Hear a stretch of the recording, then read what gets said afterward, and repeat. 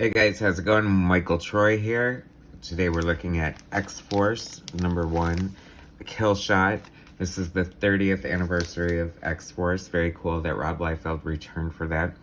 I actually know nothing about this. I'm going to do something different. Usually I talk about my favorite comic books that I have read or are really special to me.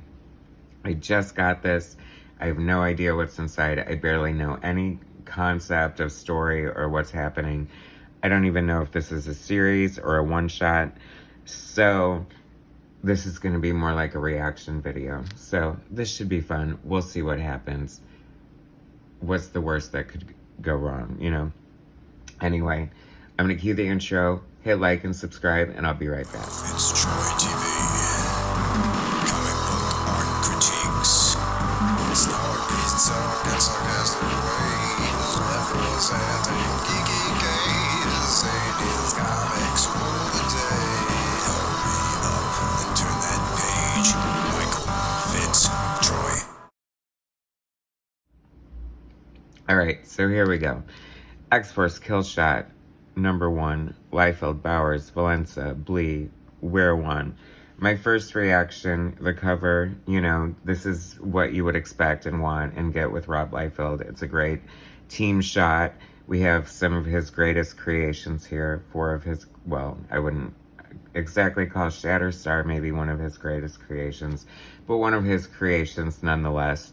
Now, for my money, oh, and speaking of money, it's $4.99, and I thought it was like maybe thicker, and maybe it is, but it feels kind of standard size. So I guess you're paying an extra $1 for the event, and probably the cost of how expensive Rob Liefeld's page rate and cover cost is these days. I have no idea. And you know, he did those 30 like different covers, so he must have made bank off of that. Good for him. He deserves it. Industry legend, been around forever and a day. Now, I loved X-Force in 1991 when it first came out, but I'm looking for Boom Boom and Cannonball and Feral and Warpath and Domino and all my favorites. So hopefully they're inside, and I have a feeling they will be. So rest easy. But Deadpool, of course, debuted in the pages of New Mutants. Interesting, right? So, and then of course Cable, Rob Liefeld's one of his most famous creations, and one of his more recent contributions to the X universe is I forget his name, something X, Major X. Let's go with Major X, and then Shatterstar. And it's funny because Shatterstar is like related to Longshot in some capacity or another. Pretty over the top in his design with the big, you know, like turtleneck and like all the braids and the swords, and like there's a lot going on. But that's kind of Rob Liefeld's aesthetic, and that's what people want. And he definitely, you know, started a wave of people emulating like all of the pouches and the, you know, the big guns. That's actually it's actually kind of funny. That's like a more standard size gun than you would normally see on Rob Liefeld.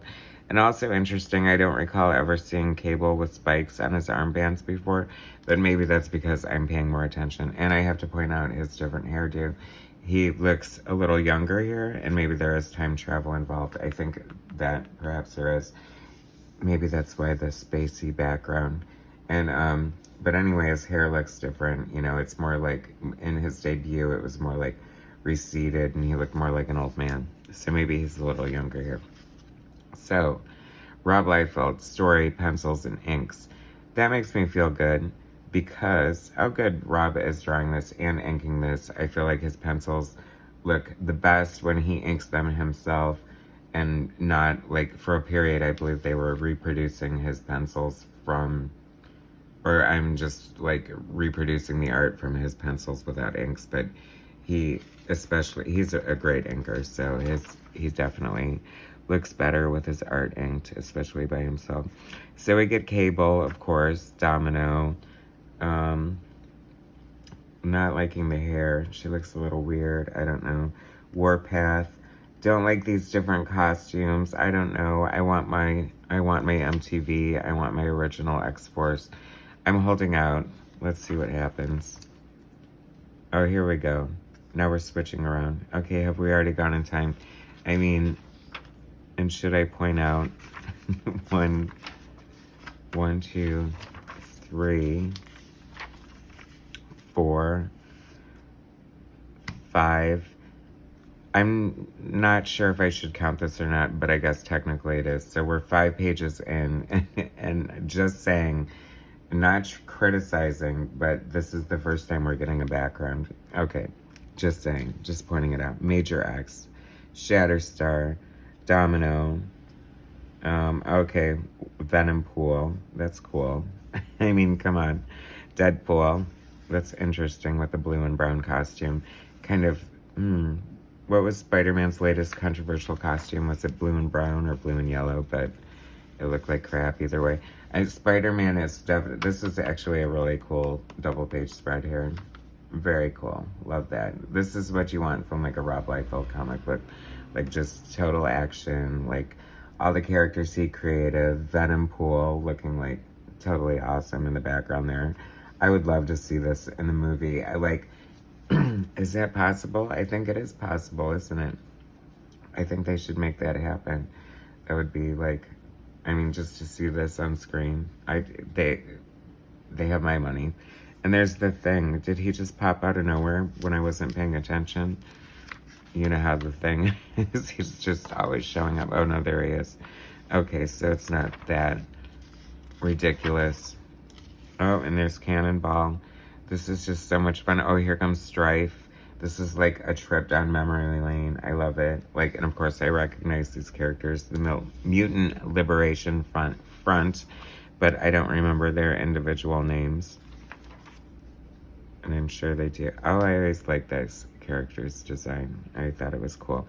I really loved Rob Liefeld's New Mutants and X-Force. So this is definitely fun. His art is looking cool. I don't know, you know, it's like obviously and it looks like there were like 12,000 colorists. 1, 2, only 3, okay. But Rob always uses like really, really good colorists. But I'm almost like longing for like 1991 coloring on X-Force, especially drawn by Rob Liefeld.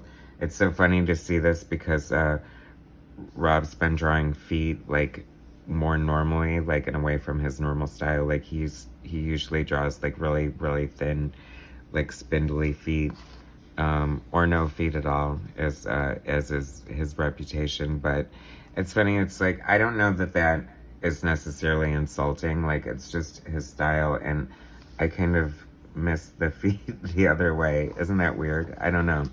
Anyone else feel that way? Although there, it totally works. I love that picture of Deadpool. It's cool. I feel like Deadpool is definitely like one of Rob's most prized creations. He seems definitely most proud of that. And, you know, even though it's not the most original concept, basically being a sort of knockoff of Terminator and Slade Wilson, it's still, you know, definitely sometimes a creation comes from something like that and manages to turn into something completely unique and valid all on its own. And I think that's definitely the case with Deadpool. I mean, his popularity can't be denied, and obviously Ryan Reynolds breathed such, you know, amazing life into the character, and we'll always have that. Love that. That is so cool. Oh my god. Like, I never thought I'd say this in my entire life. This is making me want way more Venom Pool. And on the big screen. Or the little screen. Why not a Venom Pool series? I know. Copyright. Like, the worst thing Marvel ever did, selling off the rights to Spider-Man, Fantastic Four, Deadpool, Strife. See, these normal looking feet are just throwing me off. Rob's inks are like so good on this. I can't believe like he did the inks all by himself, because they're just so gorgeous. And, you know, the only reason not that he's not capable, but the only reason I say that is because that jam issue with all the different inkers, which I totally love, of Snake Eyes, his G.I. Joe series. Interesting. Now, is this Strife's my problem, but not much longer? So, and this is a hallmark of Rob's art too. Like, his hairstyle literally changes from panel to panel. And I don't know. Oh, okay. He's holding some sort of, wow. That is some heavy load there. But anyway, I'm hoping there's, like, this is a mini-series, but this might be it. I don't know. I guess I'm going to have to read this to see if it's any good. But, oh my God, this lack of backgrounds is just killing me.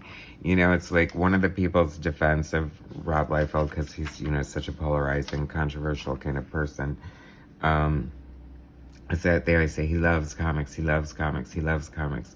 And I'm sorry, but if you love comics, don't bastardize them by drawing them without backgrounds. I don't know, it just chaps my ass. I was trying to be nice, but, you know, here we are almost to the end of the book, and it's like, comic books is storytelling, and I think perhaps maybe that what, you know, it's like to say that Image was so great for comics, maybe it wasn't in a way, because before their popularity and stuff, I mean, you really had to, I mean, I know I used to have a binder full of rejection letters for Marvel. You know, you have to be able to tell a story, you have to have backgrounds, you have to be able to draw everything, and, you know, I don't know. Like, hire an assistant or somebody to draw backgrounds, but I guess, you know, he doesn't need it, so people will buy his stuff, and he still sells, and a lot of it's nostalgia, I think, but I do have to say, like, at this end, no spoilers, but, oh, it is the end, okay, well, I don't know, and, you know, of course, Wolverine shows up, which is fine, but he could have been on the cover. This could have been a wraparound cover. I don't know. I have to say, I'm glad it happened. I love the art. I think it's a lot of fun. It looks good. But was it what I was looking for? Not exactly. Anyway, that's all I have to say about that. So thanks for watching. Please hit like. Subscribe to my channel if you're not already. If you are, thanks so much. Thanks for watching. I'll bring you some more content soon. All right, bye.